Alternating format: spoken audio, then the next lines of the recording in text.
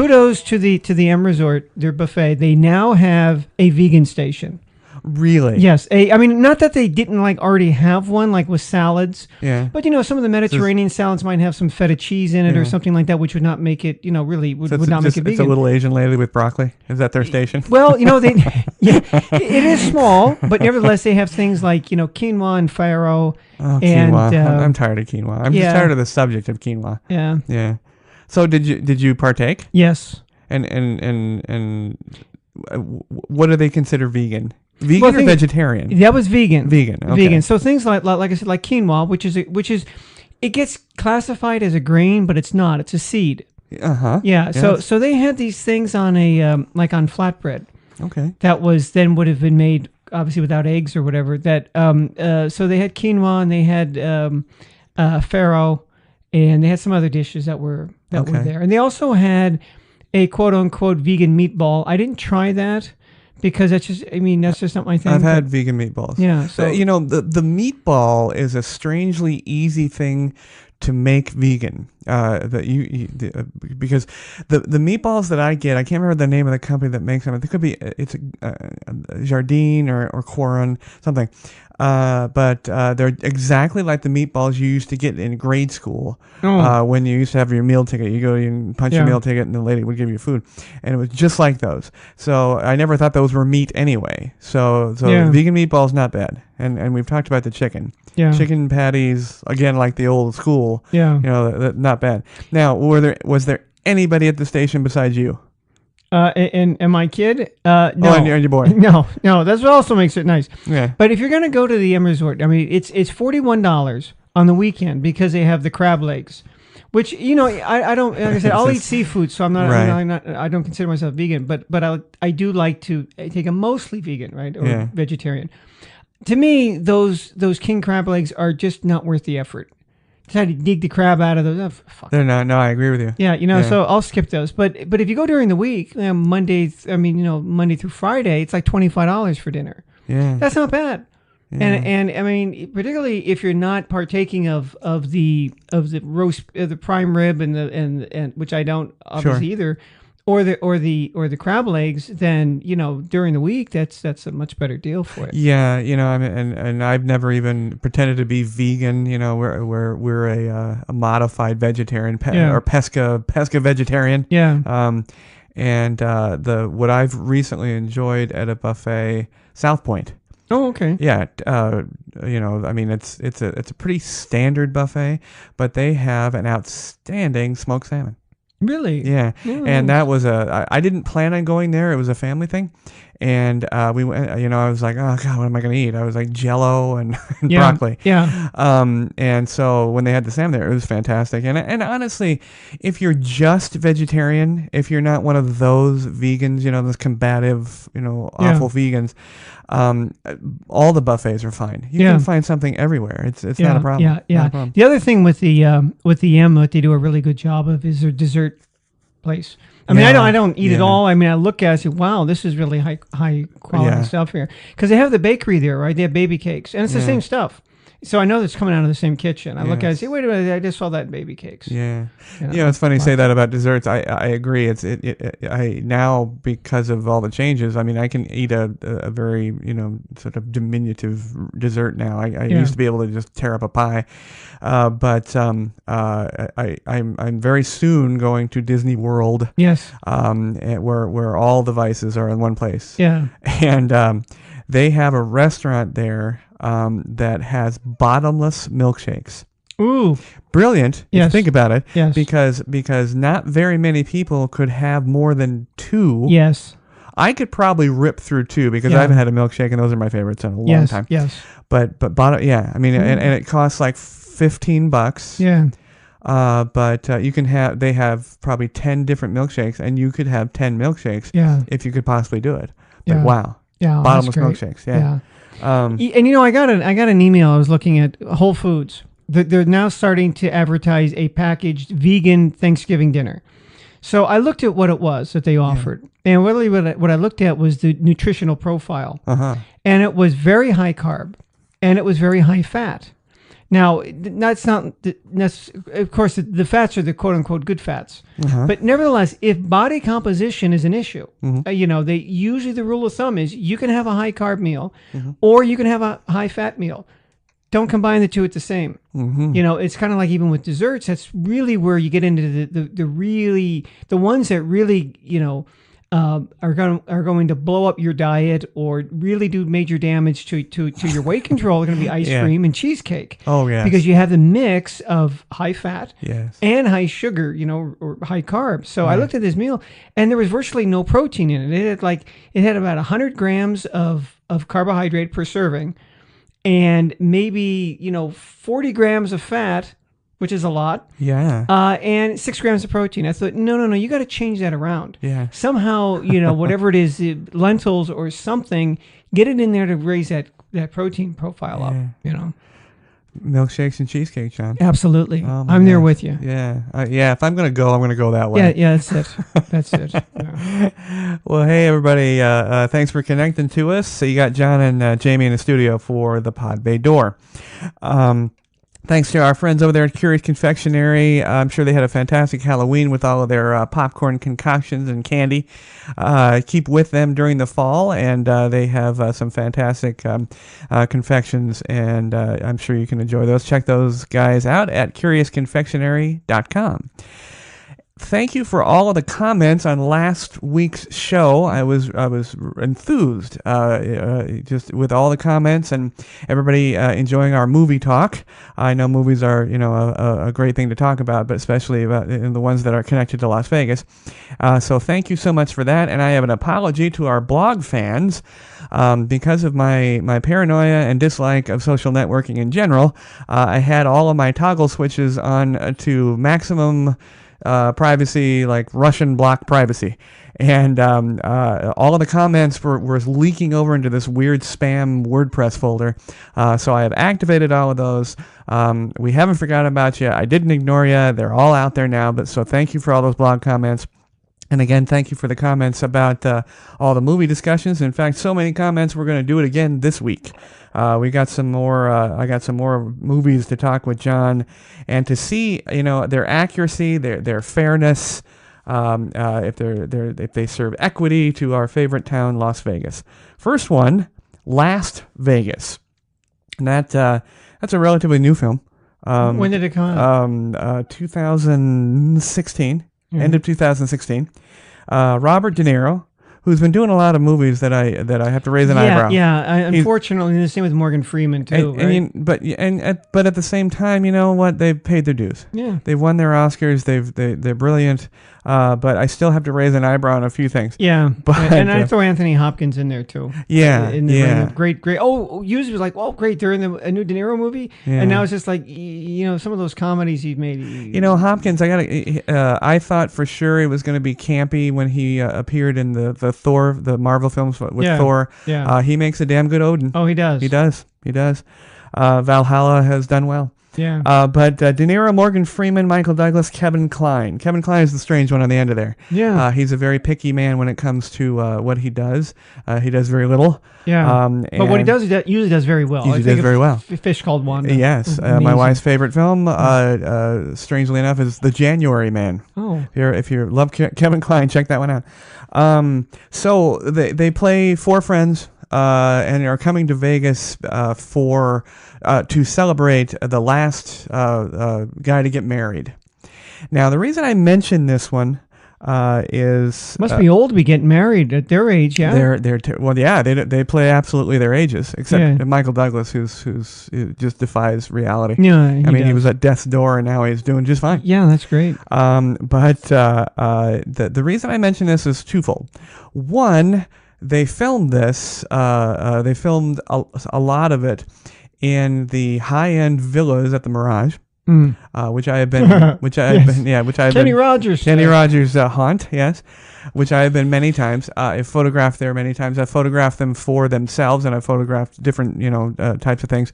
Last thing I did was a weird high-end watch thing. I mean, they had watches they started at $50,000. Ooh. Yeah. So wonderful, beautiful places. Some have pools, some don't. In this particular case, I believe they showed a pool. Strangely, though, I have to say, in the middle of the movie, there were parts of it that didn't match. That didn't match the Mirage villas. Yeah. And I'm curious. I believe they probably ended up going to LA for a few of those pool shots. The other reason is the interaction between the villa butlers. And they weren't really called butlers in the movie, but they would have been if they were staying for real. And they were a little bit too accommodating. They were able to get escorts. They were able to get illicit substances. Yeah. And help them out in ways that there's just no way they would have helped out. Yeah. Sad. I mean, we love those old Vegas stories, where you think you can get everything, and most of the time you can. John and I have always said, if you came to our desk, if you came to us with money ready to spend on what you wanted, we could make it happen. Not that we wanted the money. Yeah. But, like the I always mention the Madonna tickets. You gotta have the money for the tickets. Yeah. And then we'll do it for you. Yeah. Yeah, it's just, and again, it isn't graft to us. It's just that's what they cost. Yeah. They can't be had for a price. And I think every one of us at one time did something that we could have gotten in a lot of trouble for, and some of us did. I did. Whether it was Cuban cigars or, as you know, escorts. I gave strippers out of the phone book. That was horseshit. Out of the phone book, that was horseshit. Yeah, everybody thought it was horseshit. Yes. But Las Vegas, it was okay. I liked the Four Men. It was a romp through Las Vegas. It was nonsensical, and it just it didn't make a lot of sense what they were doing. But they were old men partying, and they went to I believe they went to the club XS. I think they were in XS, the nightclub, a portion of it, and it was okay. It was okay, but again, the depiction of it wasn't real. Not that it wasn't fun. It's just that we have a different type of fun. Hollywood's fun, the way they depict it, is not the same here. We still have fun here. But. Now, I'm curious, how many hotels are there that really have those separate bungalows, or like the Mirage, and then you have the mansions, right, at the MGM? Mansions at MGM.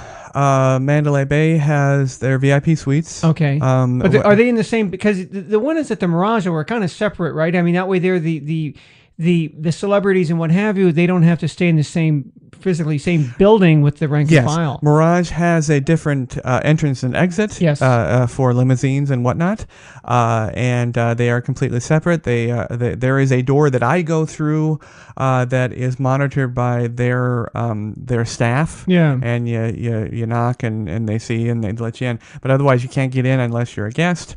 And so that is, but it's still attached to the Mirage. It's not at the main towers. It's over by, for example, the Terry Fader Theater. Yeah. At the where you start the convention area. Right. That's where I go in. Yeah. MGM, those are completely separate as well. Yep. But again, you access them through MGM. Mandalay Bay, they are attached, but you go use their same elevator banks. There's also, obviously the Four Seasons is attached to the Mandalay Bay.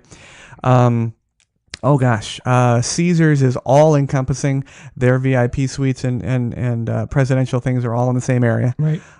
Beautiful, beautiful place. I've been there twice, and they're just palatial. Yeah, I think that's the old style Vegas. Yeah. That's an old. I mean, that's a classic hotel. It's the oldest one of the. When you think of the ones we're talking about, the Mirage, MGM, Mandalay Bay.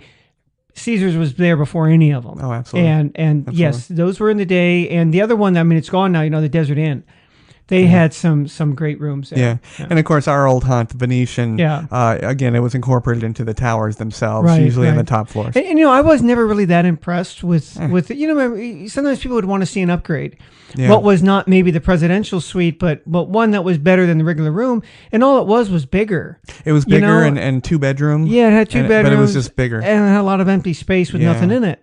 And we had one that was one of the presidential suites. We had several. One had a workout room and a pool table. And, it was pretty cool. But the Caesars tops it all. And I believe Caesars was depicted in the third Hangover. I think they were in the one. Yeah. The next one, Now You See Me. Now, Jesse Eisenberg, Woody Harrelson, Magicians, Thieves, and it's kind of a guilty pleasure of mine. I enjoy those films. Yeah. But they are fantasy. There's nothing about it that is really Vegas. What they do to the audience during their show is truly not possible. Yeah. But it's a wonderful, again, romp through the town. I do have to say, on a positive note for Now You See Me, the brief times that they are running through the town, it's accurate. Mm-hmm. It's literally, they have no camera cuts. They have no smash cuts where it's like suddenly it's Riviera and then Mandalay Bay. It's really done. So that's pretty much all I have to say about that one. Yeah. But it's fun. I'm because I used to hang my hat with the Magic Crowd, the underground Magic Crowd. Yeah. And I've done that for years. You've been to Magic Castle? Yes, I have. I have been in Magic Castle. Yeah. And I knew a lot of old time guys. That's how come I can be chummy with some of the younger ones who only have heard of these guys that are now dead. And either I knew them personally or even studied from some of them. But the depiction in movies often like this, of the magician being a thief. Even on TV, you see a sleight of hand guy. They always have to do an extreme close-up of his hands. Like, let's catch this bastard doing what he's doing. Well, you have to remember, a magician like that, Ricky Jay or anybody of that caliber, is really quite honest, because he's telling you, this is what I'm doing for entertainment purposes. I'm not going to steal your money. What I'm going to lie to you, basically.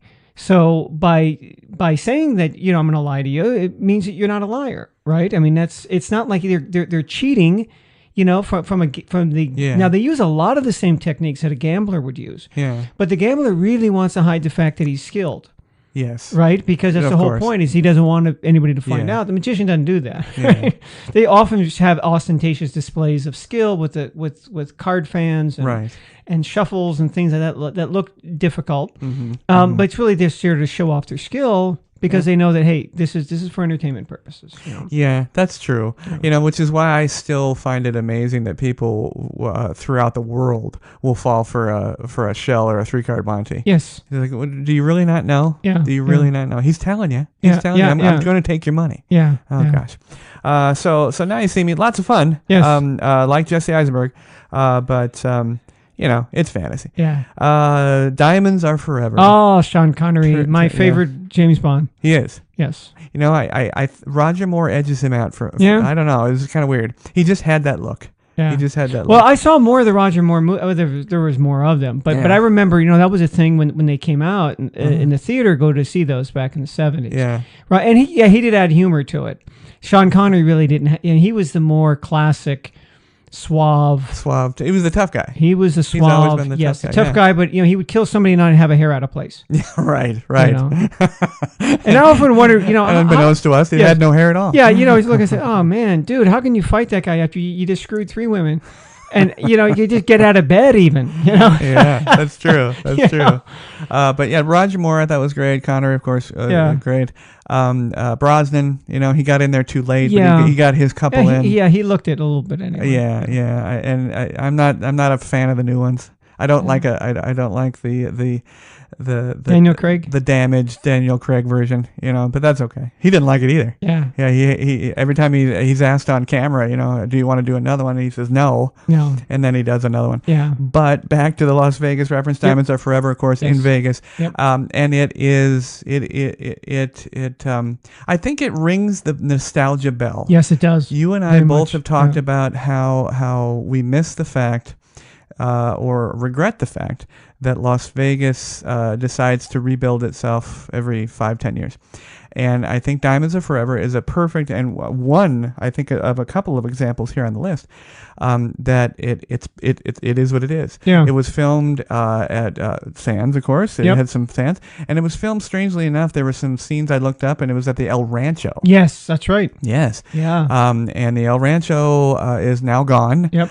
It was formerly owned by, of course, Howard Hughes.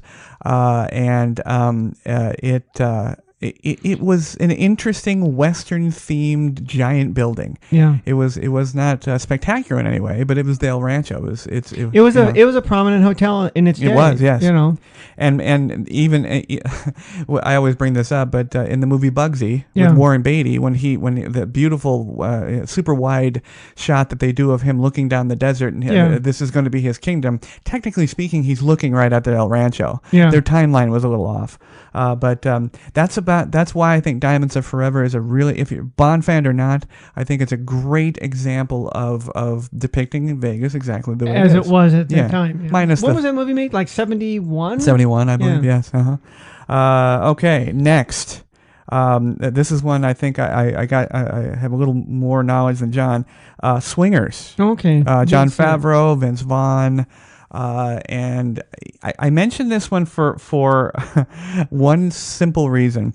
I wasn't a huge fan. I've become more of a fan of Jon Favreau now with his Marvel work and his directorial stuff. Yeah. And Vince Vaughn thought he was great in True Detective on the HBO series. Okay. I liked the first season. He wasn't in the first season. He was not. Yeah. It was no, he was not. It was Matthew McConaughey, Woody Harrelson. And that was really good. Fantastic. The third was coming out with Mahershala Ali. Yeah. I don't know. We'll see. But Vince Vaughn, he's a take it or leave it for me as far as his roles. But his role in Swingers is the reason I mentioned this on the movie Las Vegas. He's that guy. Yeah. He won't shut up. He's they're kind of they're these Midwestern or no LA guys coming to Vegas. They're gonna be, they're trying to be mobbed up a little bit. They're trying and I worry that a lot of people, take Swingers and then bring it to Vegas from wherever they're from. And if you're listening, Vince Vaughn is not what we want to see here. Yeah, he's terribly and it makes my eye hurt every time I watch this film. And he's awful to gamble with. He's awful to pull jobs with, and it just. But the movie is good. The movie is actually very good. The dialogue and their depiction of Vegas is pretty good. Their depiction of Vegas in Swingers is much like. We mentioned the Cooler. Yeah. That sort of down and dirty back streets, over by the pawn shops and the wedding chapels, and that kind of thing. And they do a good job, for as much as I'm knowledgeable about the downtown streets, like there's Ogden and Stewart and St. Louis and all those streets. Pretty damn good. They're rolling around there. Yeah, it's interesting. Every city, every big city in the country, and wherever you go in the world, likely has that armpit area, right? Everybody does. I've seen it in Martin Tokyo. Luther King. Yeah. I've seen it, in Tokyo. I've seen it all over. Oh yeah, this is their district. In San Francisco, we had that too. But there's something again when you're there in Las Vegas, it's different because of those wedding chapels. That's it. Right. You don't see those everywhere else. You have the wedding chapels. And then, the string of pawn shops that they have there, or bail bondsmen. Bail bonds. That's the other thing. That's huge. As you start to go more north, you start to see more of these. And now, of course, more recently, in the last 10, 20 years, and I'm sure you see this in other cities too, of course, are the checks cashed and the payday loan places. Yeah, payday loans. Yeah. It's and Las Vegas kind of groups them all conveniently right there. Although the payday loan things are in rural neighborhoods. Yeah. But still my favorite. It's still there. I was downtown briefly for a gig, and my favorite wedding chapel is there with the sign prominently right outside the door. This is highly recommended by owner. Yes, I love that. Yes, my favorite. Yes. I never want to see that go away. Yeah. But Swingers is good when it comes to the cinematography. Honeymoon in Vegas. Nicolas Cage can't seem to get out of Vegas, but that's probably okay. Did he film it at his own house? Probably. Not so great. I like all the actors. I mean, Cage, Sarah Jessica Parker, James Caan, of course. Yeah. But not, in my opinion, as I reviewed it and reviewed some scenes on it, I saw one fleeting moment of the flamingo. And then the rest of it, I swear to God, was on an LA soundstage. Yeah, when was that movie made? You know what? About let me find out real quick here. Yeah, because I remember seeing when I lived in Japan. I believe I saw that movie there. Again, I see, 1992? Yes, 92. So I saw it there in Japan. Remember, James Caan was really good, though. Yes. When he's out there in the pool under the sun, he goes, people are frying. Yeah. You're giving them skin cancer. Oh, James Caan's been good ever since he got clipped in the toll booth in Godfather. Oh, yeah, he's fantastic. Yes, he's very good. But I have to say, it is a really poor representative of Las Vegas. Yeah. It's cute, it's fun. Sarah Jessica, the hottest not hot chick on the planet, I think. Yeah. And she, that's again a lot of fun. I enjoyed the film. Don't think it's Vegas. Don't think it's Vegas at all. Now, one that is Vegas, and with our ghostly buddy, Mr. Presley, Viva Las Vegas. Oh yes. Absolutely. Again, we're going nostalgia. It's back when movies didn't have to green screen everything. Yeah. Either for cost or whatever. Yeah. No CGI. And, nothing no CGI. Like that. It was just all Elvis all the time. And Margaret, and all the people involved. And it's. I see it even today, and it really gives me a good feeling. Yeah. Because he's tramping around. It's a DI again. Yep. And also it was the beginnings of the Stardust.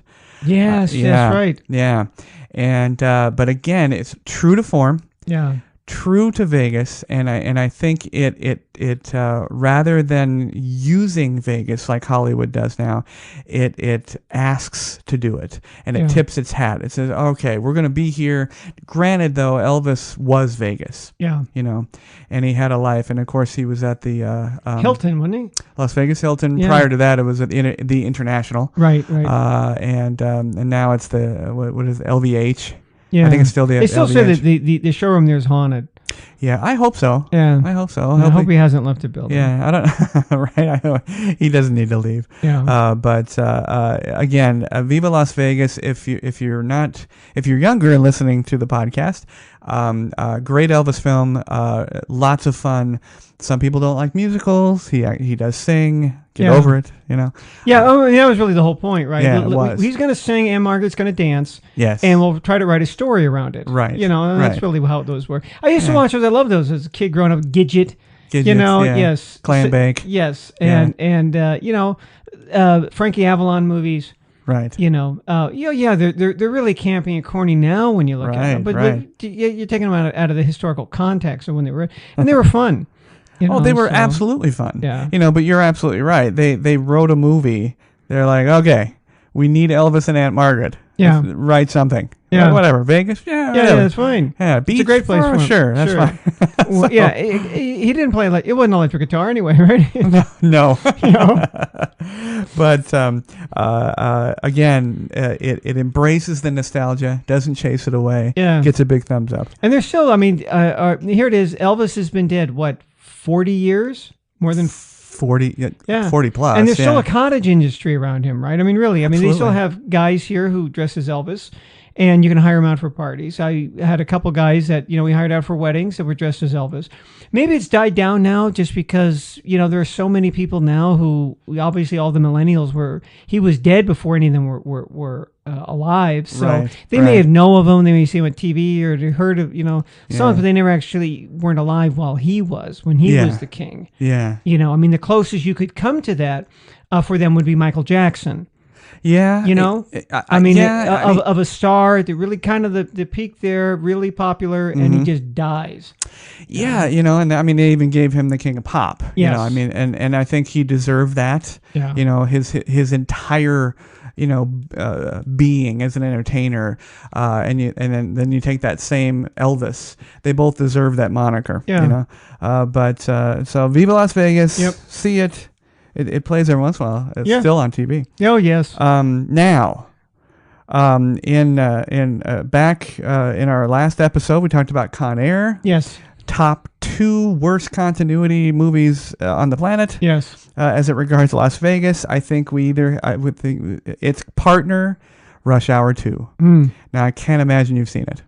I have seen it. Have you seen Rush Hour 2? Yeah, I think I've seen all of those. Okay. Jackie Chan. Jackie Chan. I like Jackie Chan. And I like Chris Tucker. Yes, and I do too. He was funny when he does the karaoke bit. Yes. Yeah, in the beginning. That's right. hilarious. That's right. He kind of lost his way as far as his work. But Rush Hour 2, completely fabricated casino. Yes. Completely fabricated situation in the casino. The minute they left the casino on the roads, I have no idea. I had no idea where they were either. That's Las Vegas. They went in a tunnel. We don't have that tunnel. Yeah. I'm sure it's a tunnel in LA someplace. Yeah. But if you see this, much like Ocean's 13, although they do a little bit better job. Yeah. Lots of fun, great interactions.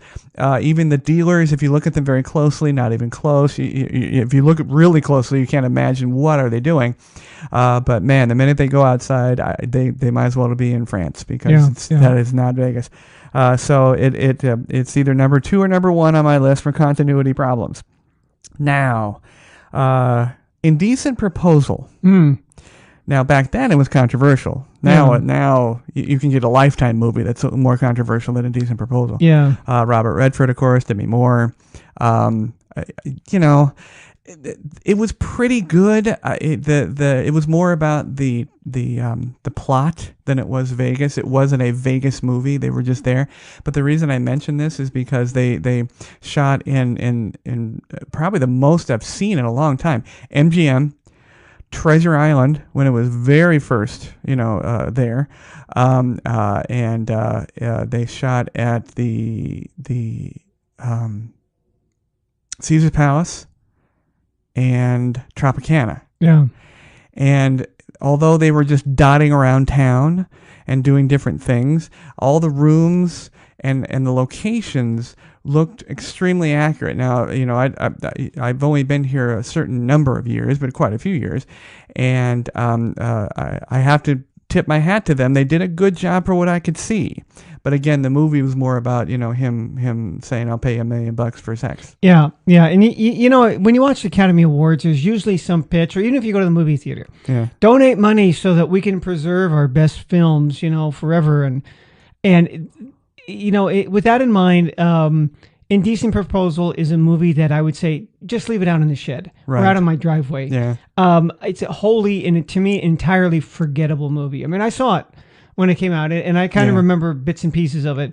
But other than that, it's just like, I have other things more important to store in my head than memories of that movie. Right. I think as I think about it now, it was probably back then perceived, or could have been perceived, as like a pre-50 Shades of Grey, that type of controversy. Yeah. Oh my gosh, how, would you do it if you were married, and would you allow your wife to do it, and so on and so forth. And most people, I think, broke down.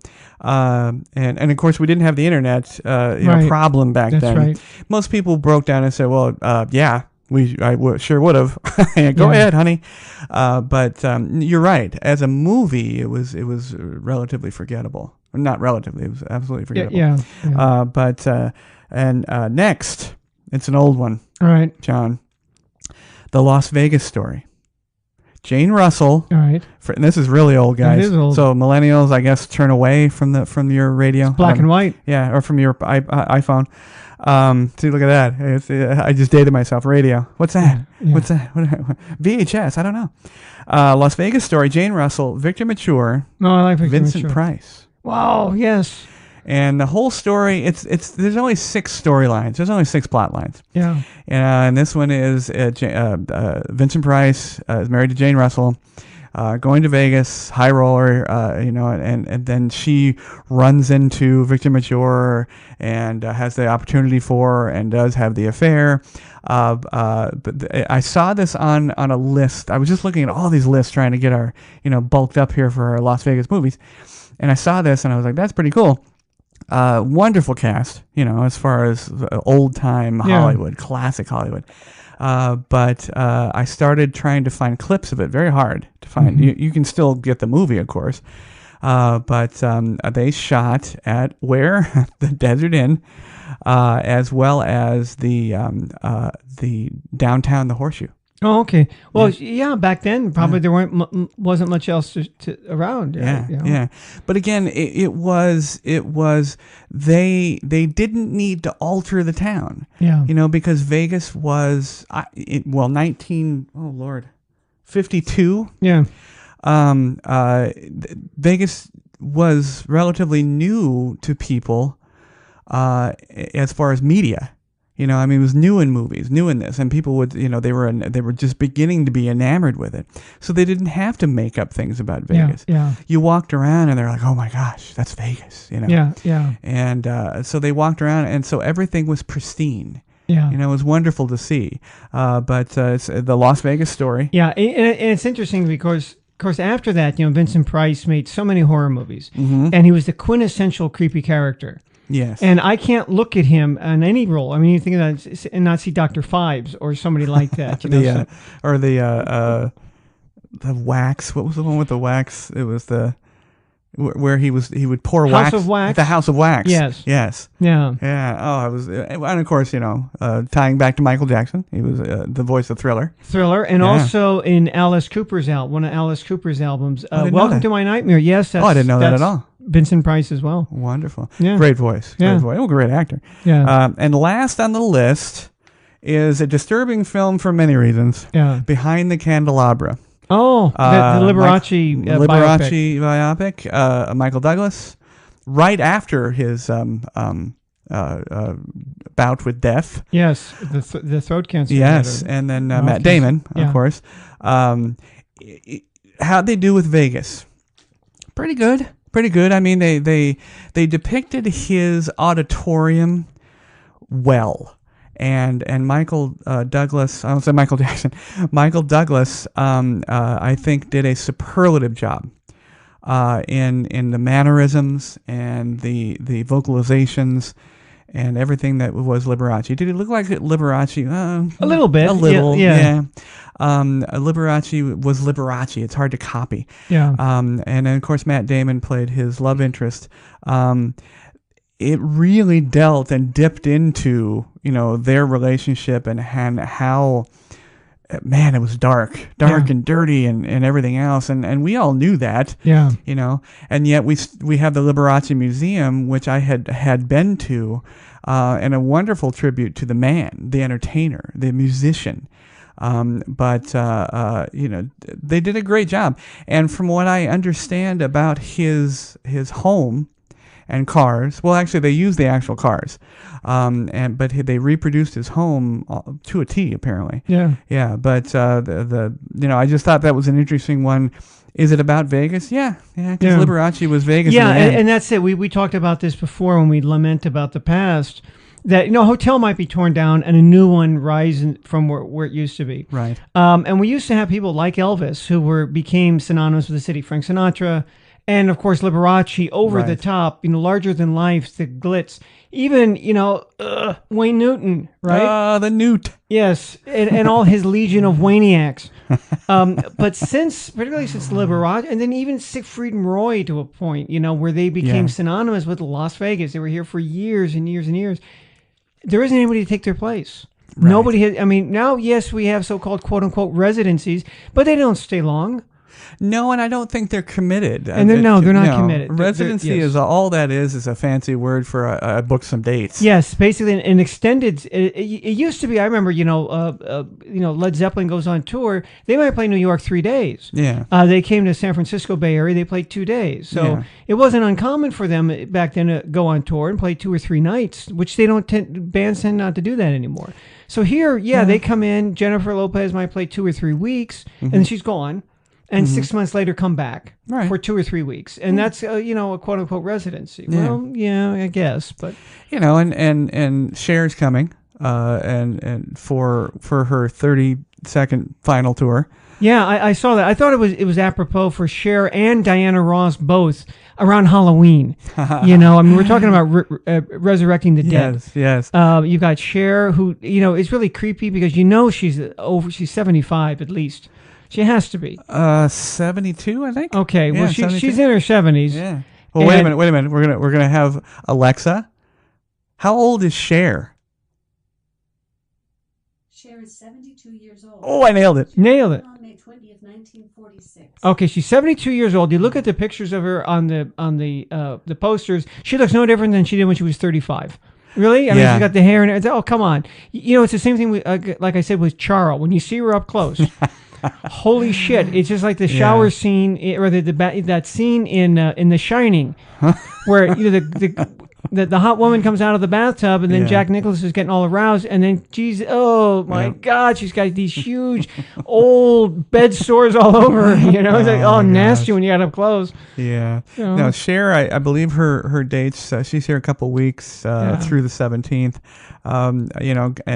Coming off her Mamma Mia 2 success. She played at the Venetian once. I think it was a private event. But we had people calling, please, I need to get tickets for Cher. I said, well, you're going to have to go be a stockholder for this fucking oil company, whatever, lady. That's the only way you're getting in. It's a private event. There's no tickets being sold. You have to be a Exxon Mobil. Go ask the Koch brothers. No, they're too busy with the current election. It's funny. Good on her though. 72, getting up on stage. That's right. I have to have the discipline just to work out, much less perform. Good Lord.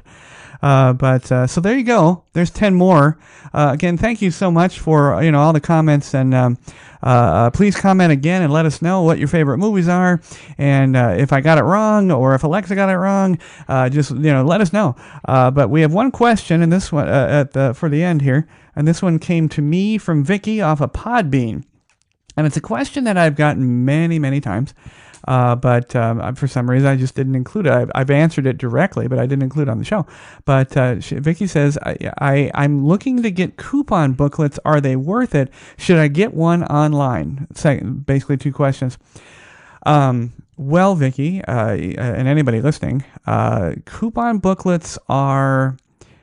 I guess I'll answer the first one or the last one first. I would avoid online. Yeah. I avoid most everything online because without being, flippant, there's nothing they can give you online that you can't get when you arrive. It's not like for example, Disney World.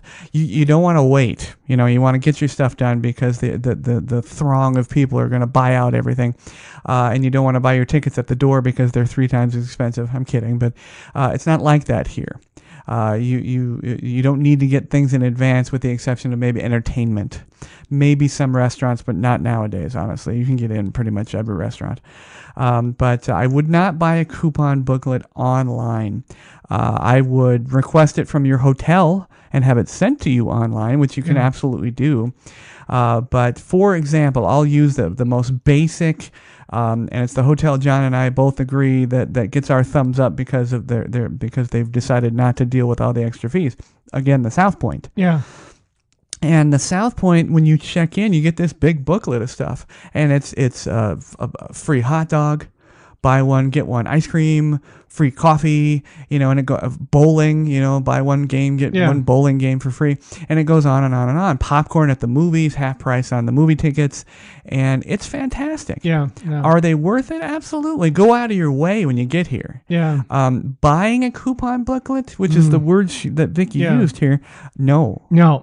I would say look through it. If there's something you really, really wanted to do, and they happen to have a coupon in that book, and you can calculate, well, if I don't use the coupon, how much am I going to pay? I really want to see this show. Right. And if I buy the coupon book, is it worth it for that one coupon?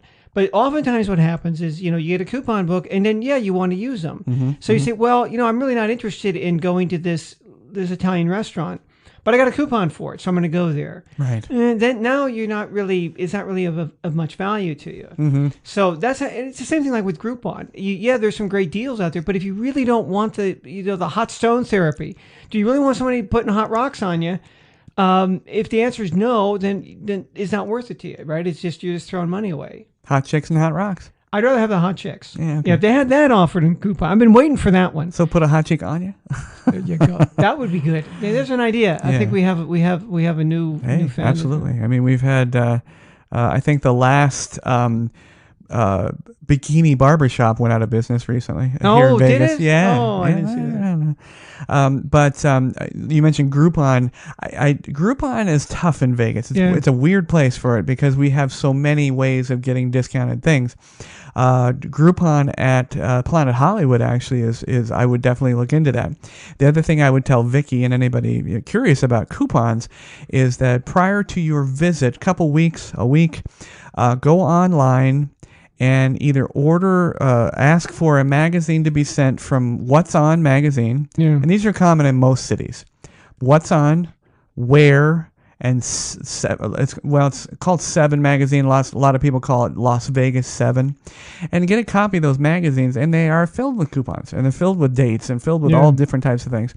They have an online presence, so you can check those guys out. Yeah, because back in the day, before the internet really, I mean, it was just starting up for us. That was our go-to source. Yeah. What's Up? What's On magazine, to look to see who was coming and what shows were dark. And things like that. Oh, this is coming or whatever. That was our source. Mm-hmm. Was we'd have to comb through the What's On every week, right, to see what was going on. Yeah. And then somebody mentioned something that we didn't hear. That's the first place we would look. Well, I got to see. Yeah. I remember I had a guy come to the desk and he wanted to know what time the Boz Scaggs show started at the Golden Nugget. That sounded odd to me. I thought, wait a minute, that doesn't sound like a venue that Boz Scaggs would play. Or are they alive? Yeah. So I said, let me look into that for you. Come back and, so he leaves and I looked this up and I'm looking. I said, no, he's not there. Yeah. So I called down, no. And then I found it. Ricky Skaggs. No, it wasn't Ricky Skaggs. It was Boz Scaggs, and he was playing at the Golden Nugget. Oh, no way. In Reno. Oh, in Reno. Yeah, guy came to the wrong city, and I came to this. I said, well, I got good news and bad news for you. Yeah. It's more bad than good. Yes, you're right. Boz Scaggs is playing at the Golden Nugget. Great. What time is it? I said, well, it's in Reno. No. Yeah. And he laughed. I mean, the guy had to, he didn't get, hey, thank Christ he didn't blame me for it, right? But he just laughed. He goes, oh, geez, I got a ticket. He paid for it. He said, oh, I'm already here. I'll have a good time here anyway. That's funny. Good attitude to have. Well, I hope everybody enjoyed the movies and Vegas and more movies, more Vegas. Everybody loves that.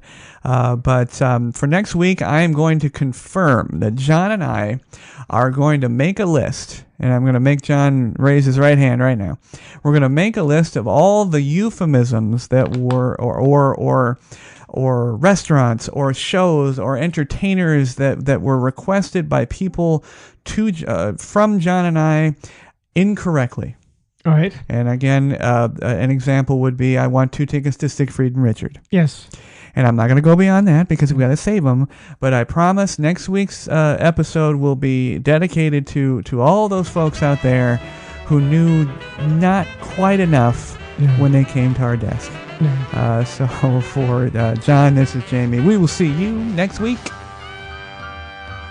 Thanks to everyone listening and watching. You can catch the Pod Bay Door on the Podbean app or any of your favorite podcast apps, including iTunes, Google Play, TuneIn, and Stitcher Radio. You can watch the show on our YouTube channel at the Pod Bay Door Podcast. Please download, like, and subscribe. Our social connectivity screen is coming up. Check in with us on Facebook, Twitter, and WordPress. The Pod Bay Door is closed and talent is out. Hey everybody, thank you very much for tuning into the show. We would love to hear your show suggestions and comments. If you are watching on our YouTube channel, please click to subscribe. You can also connect with us on Facebook using @PBD Podcast, on Twitter using @TPBD Podcast, and on WordPress at thepodbaydoor.wordpress.com.